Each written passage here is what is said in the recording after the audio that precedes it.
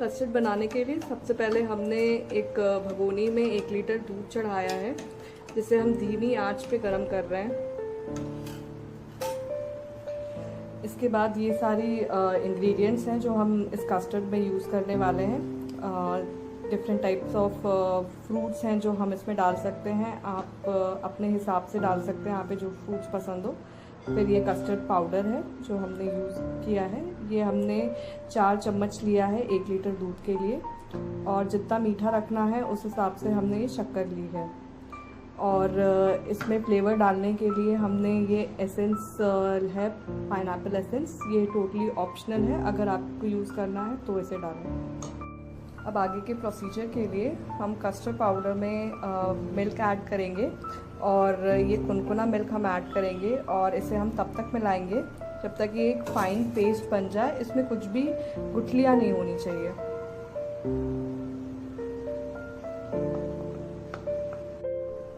कुछ देर इसे मिलाने के बाद ये इस कंसिस्टेंसी का हो जाना चाहिए।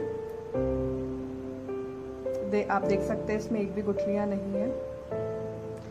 अब हम शक्कर को जो हमने दूध चढ़ाया था उसमें हम मिलाएंगे, और हम इसे चलाते रहेंगे कि ताकि शक्कर इसमें पूरी घुल जाए। अब इसमें हमने जो पेस्ट बनाया है कस्टर्ड पाउडर का वो हम ऐड करेंगे, और ये याद रखेंगे कस्टर्ड पाउडर ऐड करने के बाद हम इसे कंटिन्यूसली चलाते रहें ताकि ये चिपके नहीं, और थोड़ा थोड़ा करके डालेंगे।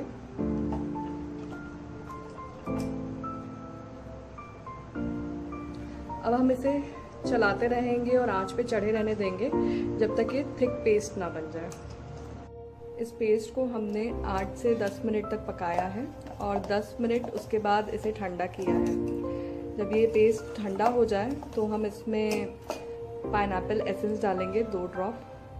ये ऑप्शनल है टोटली, अगर आपको डालना हो तो ही डालें। इसको चलाएं, और जो हमने फ्रूट्स काटे थे अब वो हम इसमें ऐड करेंगे। फ्रूट्स को ऐड करने के बाद हम इसे रेफ्रिजरेटर में 4 से 5 घंटे तक रखेंगे।